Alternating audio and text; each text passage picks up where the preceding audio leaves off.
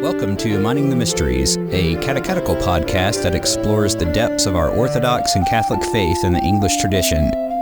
I'm Matthew Stewart, Digital Media Director for the Anglican Province of America, along with your hosts Father Wade Miller and Father Randall Russell from St. Philip's Anglican Church in Blacksburg, Virginia. We're glad to have you with us as we dig deeper into the faith that was once for all delivered to the saints. Welcome back. Today we have another special episode with Father Peter Jocelyn, and he is down at St. Alban's Pro Cathedral in Oviedo, Florida. We're going to discuss striving for order and balance in our daily Christian walk. Father Miller, go ahead and get us started. So that topic is very deep and wide. But we're going to talk about this as it relates to issues of anxiety. And this is not a podcast where we're going to be doing psychoanalysis on anxiety and everything, but the bigger picture in terms of Christian response to, as Stu said, order, balance in our daily Christian walk. I don't think there's any such thing as a complete balance. I think we're always teetering on one side or the other, but the goal is to try to be more balanced in our life. So it's great to have you back, Father Peter. I think this will be a topic that resonates with a lot of people, especially in the day in which we live. So I'm going to jump right in. How is it that the chaos and the nihilism of our culture, how is that a constant threat to our lives as we think about order and balance, especially in the day in which we live? Wow. So first, I have to confess that the language of constant threat is attractive, but that language may itself be a part of our problem. Chaos and nihilism, right? Those words kind of, to me, evoke the picture of a kind of maelstrom or hurricane. And of course, poor little old me is squarely in the center of it. It recalls the language of Genesis. You think of tohu vambohu, the formlessness and void over which the Spirit of God broods at the beginning of creation. And it puts you in mind of the language of the Psalms. The waters have come up even unto my neck, and the raging of the seas and the madness of the peoples. And I think that the 24-hour media cycle, the doom scroll algorithm, and the sense that many of us have that things are simply moving too fast and beyond our control, I think this exacerbates our sense of living in the eye of the storm today. And there's some truth to it, okay? I don't want to completely dismiss it. We do seem to be living in the interesting times of the Chinese proverb. And to make matters worse, all of the social bonds and associations which would go to alleviate that sense of being atomized and adrift are at the present time weak or broken. Of course, the church is supposed to be one of those institutions, one of those places where people can find some peace and a sense of community and belonging and of stability. But that's not always the case in the culture as we're living through it right now. It's difficult not to feel like we're inhabiting those famous lines from William Butler Yeats' poem, The Second Coming. Things fall apart, the center cannot hold, mere anarchy is loosed upon the world, etc., etc., etc. There's a lot of passionate intensity out there. So, but I think that we've adopted means of interacting with the world around us, some of which have been forced upon us because of the modern life that we all live, some of which we have chosen that stoke that anxiety. They actually contribute to the chaos and the nihilism, the way in which we are apprehending and interacting with the world around us. We, in a sense, are making the threat constant, and we can choose not to. So, are you familiar with the writings of Paul Kingsnorth at all? The English author and convert to Orthodox Christianity? Okay. He's got a wonderful blog called The Abbey of Misrule, in which he's published a series of essays in which he makes the argument that we have basically constructed for ourselves as a society this thing that he calls the machine that tends to run our lives for us rather than allowing us to be fully human participants in life itself. And so I'd recommend that as something to look at. The question is, what is the appropriate response of Christians in the church to the maelstrom of anxiety or if you will, the chaos and the nihilism by which we seem to be surrounded? That's a tough question. I don't know if you have something you want to add or no, I think what you said at the what you said at the outset is sometimes we can feel as though the sky is falling, and it's that little cartoon strip Pogo. We've met the enemy. The enemy is us. Yes, very much so. And a lot of times it's because the imagination tends to go wild. And I think what you said about some of the avenues or vehicles of media or information that we receive, some of it is necessary because of the context in which we live, but a lot of it is something that we choose to baptize ourselves with, that creates this constant angst, turmoil. So I think it's perfect. The only way out is the way out. I mean, that's I guess that's probably too Buddhist sounding, but I think it's true. We're going to purge ourselves of internal nihilism and internal chaos. We have to make ourselves a people of purpose and order. And to quote Jesus, to seek first the kingdom of God and his righteousness. Right? We have to forge ourselves into becoming worshipers of God rather than the things of this world. Because the things of this world at this point in history are particularly anxiety-inducing. And I'm going to sound like a broken record, I think, by the end of this podcast. I apologize for that. No, that's good. But we see in the Gospels this habit that Christ has of periodic withdrawal. That is, he goes off into the desert place to pray. And if we don't develop that same habit, if we don't develop that same capacity and ability to withdraw,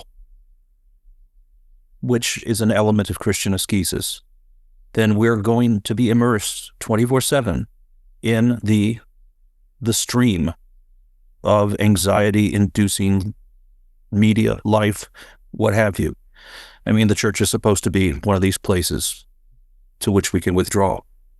So, well, the book that came out several years ago, and again, not that I endorse every jot and tittle of it, but the Benedict Option by Dreyer, Rod Dreyer, is really a call for that. Retreating does not mean giving up, but retreating means reordering, prioritizing things around the kingdom of God rather than the confusion and the constant kind of flux and turmoil that we witness. This is the ability to say no, and to say no even to things that are in themselves indifferent or good at times. Right? That's a cornerstone of Christian ascesis. We have, unless you're going to, in a sense, embrace that project of becoming a stranger and a pilgrim in the world, unless you're going to take seriously the language of the New Testament about our citizenship being in heaven, about keeping our minds on things above, and in a sense, realizing the temporary and, in the words of our prayer book, the transitory nature of this life, then you're going to get caught up in it. Mm-hmm. And, I think that the life in the world, as I'm talking about in the world as the New Testament uses that word, in particular as St. John tends to use that word, is anxiety-inducing, always has been, but has a particular capacity to be anxiety-inducing today because of the sorts of, like we said, the media and and just lifestyles, even though I hate the word lifestyle, I'm going to use it, that we adopt, right? Yeah. So Hauerwas and Willimon wrote a work, and again, not that I, am saying I agree with every jot and tittle, but Resident Aliens really speaks of that idea of living as pilgrims or sojourners, which comes from First Peter. But yeah, I think does First Peter actually use the Greek word for medic?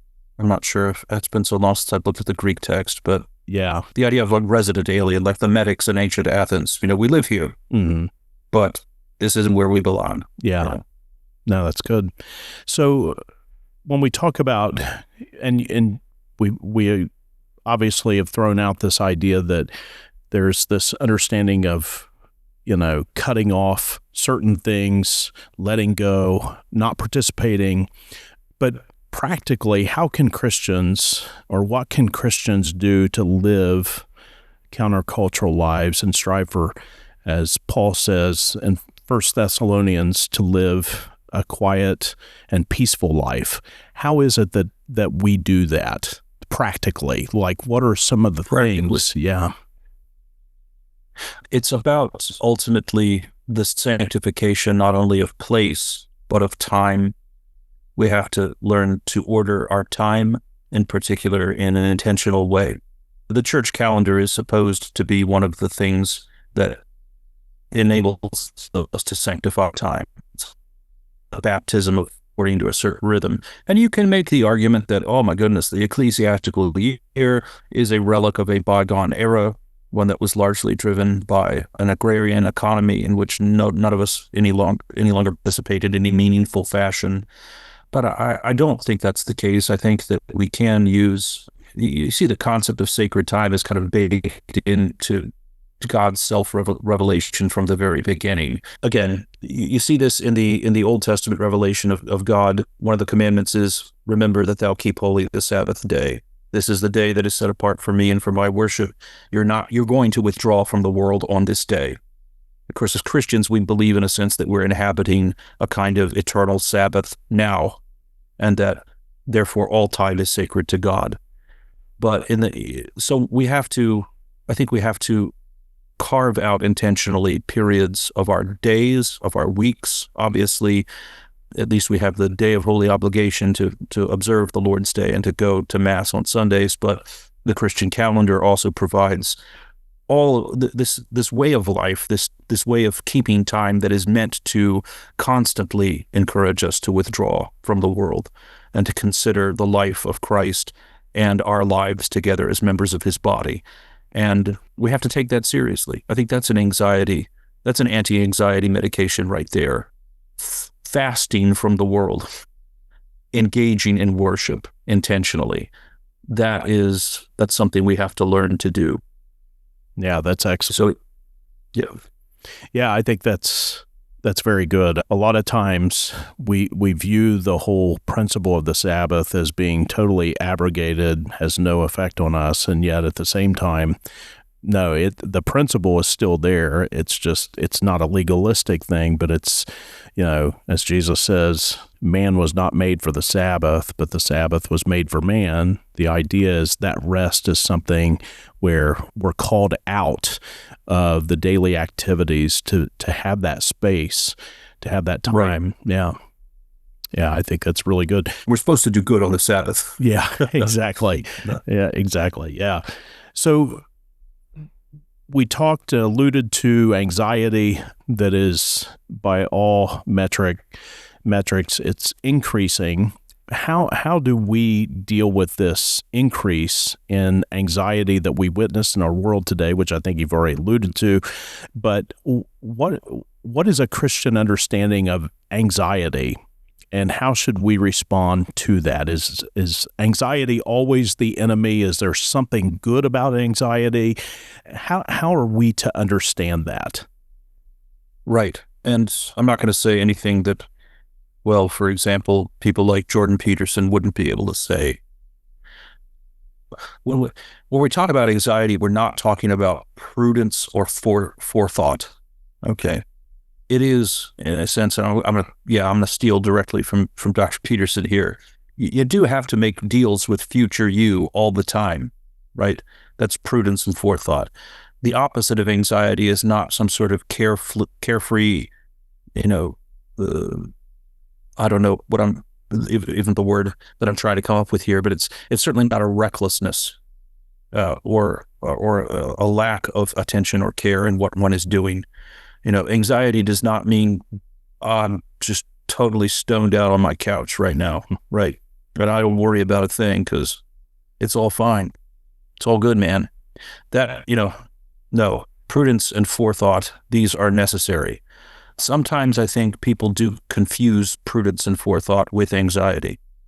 But oftentimes I think that people are anxious over the consequences of bad decisions that they have already made or are making. And there is a remedy for that, which is stop making the bad decisions, right? Mm-hmm. But no, I mean, real anxiety is a form of fear related to the possible loss of something which one considers to be valuable or good. I'm ripping that from Aristotle. Okay. And it's tied up in the Christian understanding with an unhealthy attachment to the things of this world, which, are given to us as good gifts, but to which we are not to be attached. You cannot stop the meteorite from hitting your house. If it's going to hit your house, it's going to hit your house. And there's no sense worrying about that. And when those things do happen, then there's a Christian reaction to them that is appropriate. But the Christian habit is not to be anxious over these hypothetical future disasters that may or may not overtake us. And as we've already said, there's that other book, I can't remember the author. I think it's called The Anxious Generation. Mm-hmm. We've seen the spike of well-documented incidents of mental illness and depression and anxiety especially amongst the young, and which correlates almost exactly to the introduction of smartphones and social media. I witnessed this as a teacher, right? There was a year, I think it was 2012 or something like that, where these things became current in the culture, and I could just tell the difference between my students from before and after. It's there are ways of interacting with and dealing with the world that are in fact very obviously and demonstrably bad for us, that are anxiety inducing. And if we want to stop feeling that anxiety, we have to stop using those methods of interacting with and with the world around us. We can't use them as methods of apprehension or interpretation for the world around us, or else we're going to feel anxiety. It's that simple. And again, the way out is the way out. It's the ascetical principle of withdrawal. You just have to walk away from that which is bad for you. Yeah. No, that's good. One of the things with younger people that I know this because I have two boys that are in the workforce right now, and one of the issues that's driving a lot of younger people with anxiety is they're looking at a national debt that's creeping up on 40 trillion. They're looking at Social Security being totally bankrupt by the year 2035. And their whole thing is we can't just put our head in the sand and pretend this is not happening. And we do not have the security, or at least the promise of the security that previous generations had. How do you approach that, especially with younger people? And on top of that, Stu's he's better equipped to talk about this, but with now people going to college and realizing that AI very well could take over a particular discipline that they had prepared to enter into. I mean, how do you deal with those things? I know that is a big question. I'm not. Yeah. So no, but it's a valid question, and it's a pressing concern, because they're not wrong that what we're dealing with now in many cases, well, we're dealing with the consequences of generationally perpetuated systems of irresponsibility and mismanagement and incompetence. Yeah. Okay. And so the younger generation is largely being invited to reap a crop that they did not plant, and which will not please anybody when it makes it to table. Okay. And, again, this is what, going back to the image of the maelstrom, what can little old me do to alter the inevitable course of history? Like when mistakes and mismanagements are made on the scale that we're talking about, you know what? You really can't do anything. You're going to have to ride it out the way that people have ridden out catastrophe and disaster for millennia.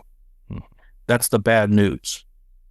And there's very little good news to go along with it other than that. It has been done. Christians have lived through such catastrophes before. And God in his grace has preserved the church. And a lot of this boils down to issues of trust and hope, which we'll get into shortly. But I don't want to whitewash things and say, oh, those concerns are absolutely unfounded. They're not unfounded. There's reason to be apprehensive. There's reason to expect hardship. So we'll do a disservice to those concerns and to those people with those concerns if we dismiss them as, not valid, or because they are.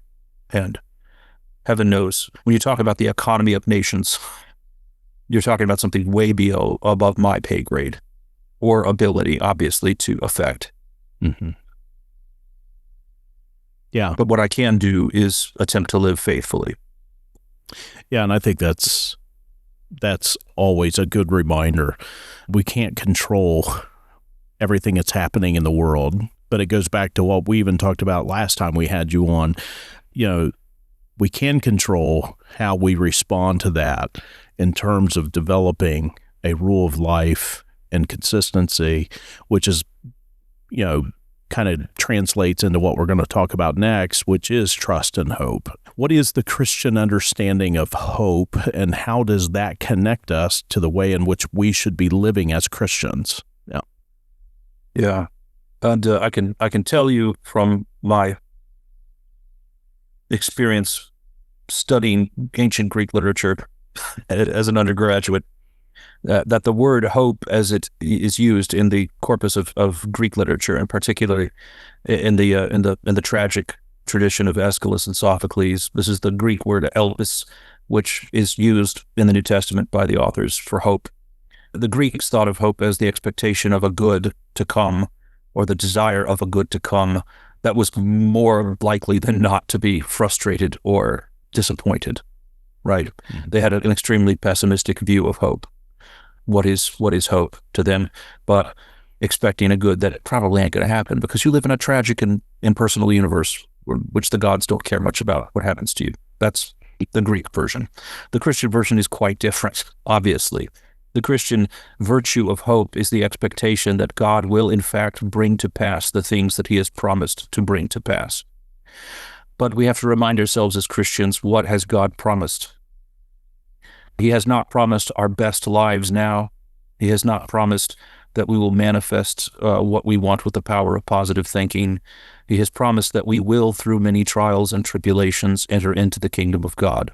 Again, Christian hope is eschatological in nature. It's tied up with that ability to withdraw from the world, and that our hope is not fundamentally and finally seated in the things of this world, but rather that having passed through our pilgrimage here, we will attain the crown of everlasting life. And if we ever forget that, then our hope is going to be disappointed. It's going to be Greek hope. It's going to be overturned by the vicissitudes and changes of the world, because it is what it is. So, yeah, I don't know if you have something you want to say to that, but yeah, no, that's I think that's very good. Yeah. And I think it's good to understand the context of how the Greeks understood hope in light of tragedy, and, like you said, an impersonal connection with anything beyond, right, as it relates to the gods. I think it's very good. Yeah. So when we talk about concrete ways in which Christians can navigate anxiety, fear, hopelessness, anxiety, and I know you had mentioned before, like, I didn't even know what this was. That tells you how old I am. Until about 2 years ago, the whole doomsday scrolling. Yes. Doom scrolling is the particular affliction of my generation. Yeah.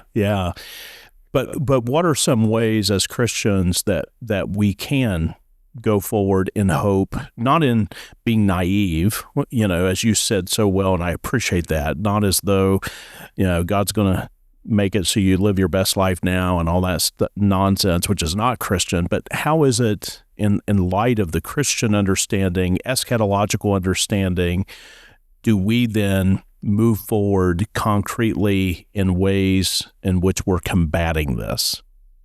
Right. Well, there have to be objective and concrete ways is the first thing.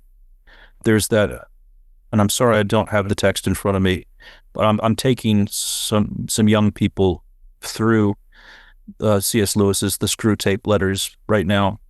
And so I'm not going to be able to quote him at full, but there's a wonderful passage in the Screw Tape Letters where the eponymous demon is writing to his nephew and instructing him on the best ways to pervert the Christian practice of prayer. And basically, he says, when you're patient, and he's talking about the Christian that the sub-demon is in charge of tempting, is praying for courage or for charity, make that mean in his mind that he is praying to feel courageous or to feel charitable. Right. Make it all about emotion. We need to adopt a more concrete and objective approach to our prayer lives. And when we pray, we should pray for the strength to do the courageous thing or to do the charitable thing, not necessarily to have a kind of feeling, but in fact, perhaps to do the courageous or the charitable thing in despite of the current feelings that we have of anxiety, of fear, of anger, no matter what those are. Because that's what anxiety is. It's a feeling. It's a dread that takes over the body. As we've mentioned, you can actually have physiological reactions that feel like heart attacks or anyways, those feelings can manifest themselves in very concrete and objective ways. But the antidote is to cultivate a concrete and objective rule of life that involves action. The feelings perhaps will follow. You'll feel less anxious if you do the thing that is courageous, if you do the thing that is charitable, in despite of the fact that you're having these negative feelings that can provoke physiological reactions. But we don't necessarily need to expect that. We don't need to be acting in a sort of way that, like, what I'm really trying to do is to feel better, to feel happy. That may not come. But if we focus on the concrete and the objective in our prayer lives, then I think anxiety does tend to abate. At least that's been my own personal experience.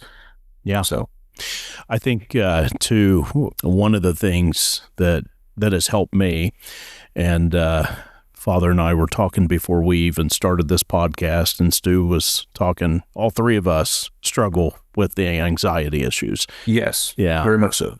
And one of the things I've found, and this is one thing that I tell young people too, is a lot of times anxiety is over introspection to the point of where we're living in our minds. And I think there's a practicality of wisdom where when we're serving others or we're getting outside of ourselves, we don't have all the time to, basically blow things up in our mind, disasters, fear, and all that, because we are objectively, again, doing certain things that are productive and helping our neighbor. Yeah. And I think that's one thing that, again, it sounds like I'm just beating up on social media here, but one of the problems is people live in this bubble of echo chamber where then, they're basically alarming one another because they're not focusing upon doing. They're focusing upon, allowing this introspection and imagination to run wild. And we have a lady here that went to the Olympics, and she talked to me a little bit about this, and she said one of the things she came to understand is that part of anxiety is we want to control. And when we feel like we're not in control or we're losing control, then it spirals in our minds and then physiologically as well. And I think one of the things we can control, and that's what you're talking about, is being people of prayer, having this order, this rule of life, and then part of that is serving in capacities where we're getting outside of ourselves. What do you think? And I would say, to that same point, that the common and the corporate aspect of our prayer lives needs to be a big part. Again, for so long, and this goes back to, you might be able to trace it back to, I don't know, like Quakerism and the inner light and stuff like that. This intense focus on individual piety. To borrow the language of modern evangelical Protestantism, the personal relationship with Jesus Christ. And again, I don't mean to denigrate the necessity of having a personal piety, but yeah, it tends to that over-introspection that you mentioned, and that focus on the feelings and the emotions, the movements inside one's own skull, where really corporate prayer and common worship and the service of others, living in a life that relates to other people. I mean, that's medicine. That's anti-anxiety medicine right there. When you get outside of your own head, both in prayer and in act. So, yeah, because not all the time, but a lot of times anxiety is also a sense of lack of purpose.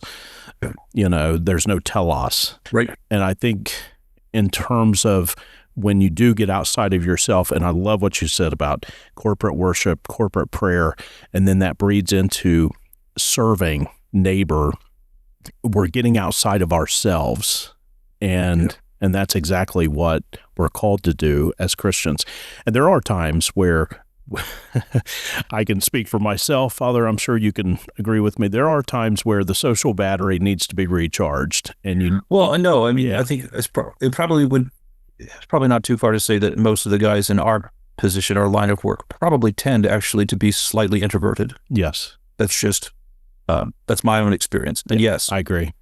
Going alone into the desert place is an important part of that as well, to recharge. Yeah. Jesus sometimes didn't take James, John, and Peter with him. Sometimes he just needed to get away. Yeah. But that's, again, periodic. And unless you do come back to the community and ground yourself in it, then bad things will happen. Yeah. The prophet goes to the desert, but he eventually comes back to the people. Yeah. And the same is true of all of us. I think when you think about some of the great figures throughout church history, melancholy, anxiety was something that was not foreign to them.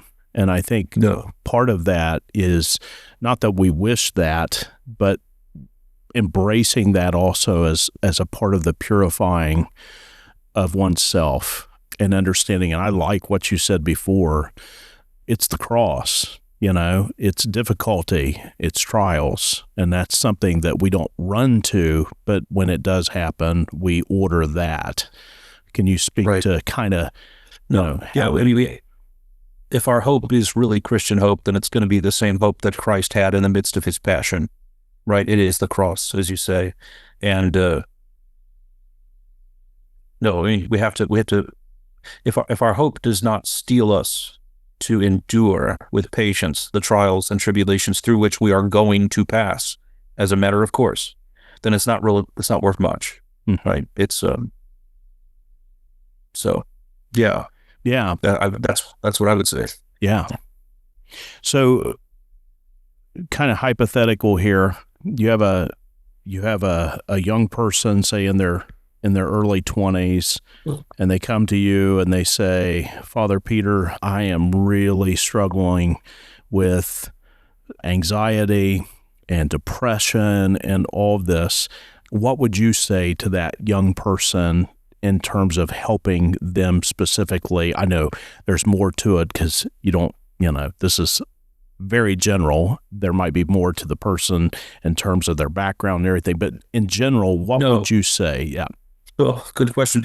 And there is always more to say. And it's funny you mentioned that because, my first, as soon as I got down here to St. Albans, the first of my pastoral counseling sessions were basically exactly this: young people coming to me with intense and crippling anxiety and begging for some kind of direction or relief. And first, obviously, you always have to handle that sort of situation very carefully. You have to ascertain what the sources of anxiety in that person's life are, and how grounded or not grounded they may be in reality. And as we mentioned before, there are plenty of sources of legitimate worry for people these days, especially for young people. What are they usually anxious about? Well, career is one of the things. You mentioned that you have the ground rapidly shifting underneath everyone.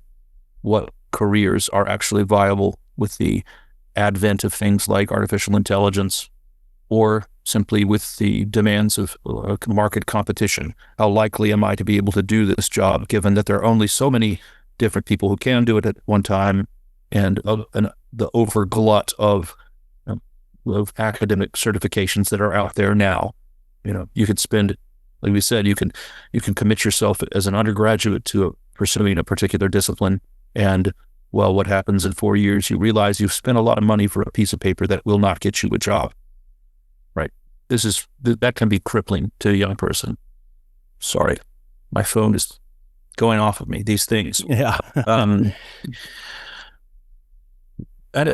largely too, I think you start by encouraging the young person to take career advice and take cues from the community in which they find themselves. Mm-hmm. Right. Again, this is part of the problem. Young people today, they make up their mind that they want to do a certain thing, that this is their dream job. And where they came up with that dream, it's hard to say. But there's very little feedback or back and forth between the young person and a community in which they are actually placed and involved in, that would lead them to be confirmed in a particular choice or encourage them toward a particular choice. And that has to be restored. And as a church, we actually need to help to do that. I know I'm flying off on a tangent this way, but the community of the church has to learn to shepherd young people into a vocation as well. For far too long, we've adopted the kind of broadly American idea that, you can be whatever you want to be, and just go out there and, pull yourself up by your bootstraps and get her done. Well, no, young people need support. They need direction. They need a start in life. And the church as a community has to start doing that for its younger members, or else you're going to get this crippling anxiety about what do I do, because no one will show me the way and I have no idea what I should do. That would be one thing that we could be more intentional about as a church. That is, older business members in the church should try to foster relationships of mentoring and, or I don't know, what's the word I'm searching for here, or apprenticeship. Mm-hmm. In order to get people off on the right track that way. But then, again, usually the rest of my advice is to try and get these kids out of their own minds. Like you said already, Father, that they're way too over introspective. They're constantly concerned about the judgment of others, right? And the social media landscape trains you into this, that you're just hypersensitive. How am I appearing to the world at any given time? How will this utterance, this wordless gesture be perceived? We've created a perfect machine. Our culture has created almost a perfect machine for the production of mentally disturbed people. Yeah. And we have to do a better job. We have to create a more healthy space somehow for people to work through these things and to get out of their own heads. If I had the answer to that, then we'd all be fine. But at least we need to be aware of the problem. Yeah. Yeah. No, I think so.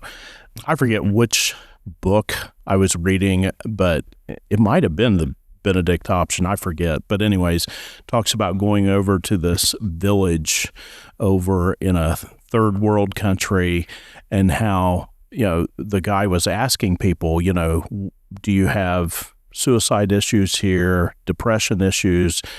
And they just they didn't even understand what he was talking about, because their whole thing was, they're just kind of surviving and working, and and they're so disconnected from a lot of the media stuff and social media that, the anxiety issues there do not, at least, they don't foster themselves into, showing some kind of complete melancholy or something like that. Yeah. And so again, it's not a recipe for, I'm not saying, if we all just got out there and sold our goods and everything and just worked harder, but there is something, I think, where, No, there absolutely is. And let me harp on my Italian brethren for just a moment. I know Joslyn doesn't sound like an Italian name, but I do have some Italian ancestry. There was I think a study done measuring the health of particular communities in the United States years ago. And I think in the early 20th century, they found the healthiest place to live in America was apparently this small town in southwestern Pennsylvania, where this Italian community had set itself up to do coal mining or something like that. That's what they were involved in. These people were the healthiest in America per capita by community, right? And it's because everybody knew everyone, and they had this very tight-knit community. It wasn't diet. They were eating all the terrible things that Italians eat, right? But these people were living longer and were healthier across the board than any other place. Within 100 years, because of the demographic changes in that part of the country, the fact that the close-knit community was basically abolished through migration and just the slow demographic change of things over time, they had regressed below the mean and were just as unhealthy as the rest of the country, right? It's that sense of community that fosters largely both mental and physical health that we have to recapture somehow. And the understanding that you belong to something larger than yourself.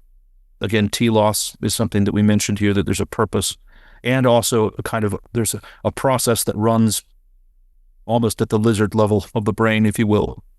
I am being looked out for and taken care of by my fellows. I'm part of something that is, in a sense, an ever-present safety net to catch me if I fall. And that is missing from modern American life. People don't have that. And the church needs to provide that in order to combat anxiety. Sure. Yeah.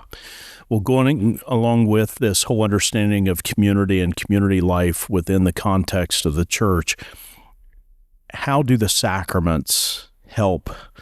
I'm not saying cure, but how do they help in this whole discussion of anxiety and order and balance? What is it that how does the church help us in that particular frame of mind, but also in terms of living out our lives as baptized Christians? Right.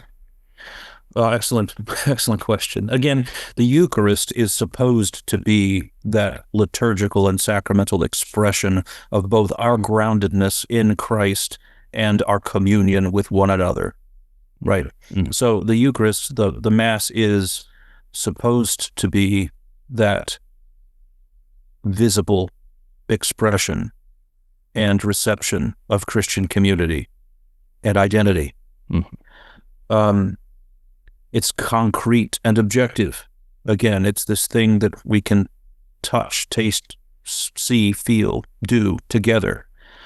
So if we're I guess that's the role of the sacrament in Christian corporate life, is to make that, and to make that palpable to the faithful.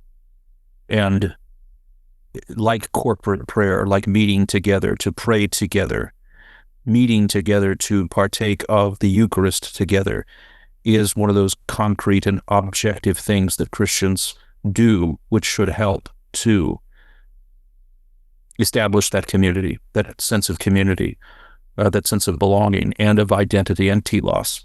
It's supposed to do all of those things.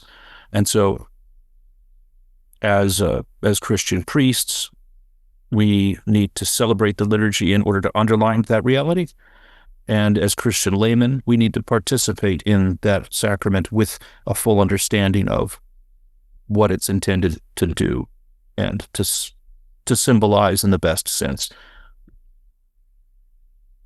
Yeah, that's what I have to say about that. Yeah, no, that's good. That's good.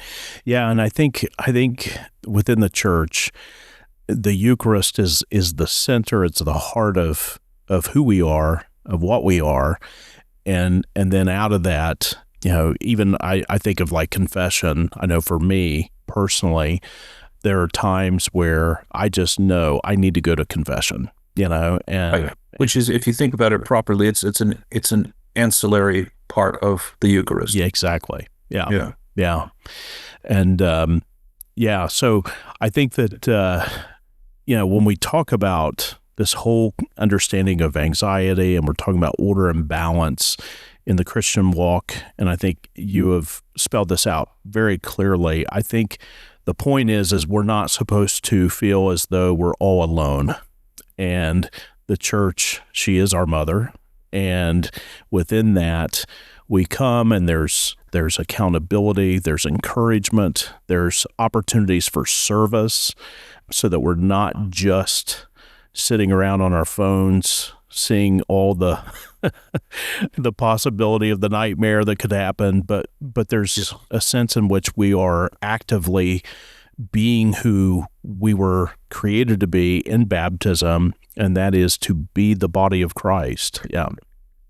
So, yeah, this has been very good. Yeah, I think striving for order and balance is something that we're all called to be doing. And I think that a lot of times we can miss that calling because we get so sucked into our own heads and what's going on around us that we miss the calling, our vocation.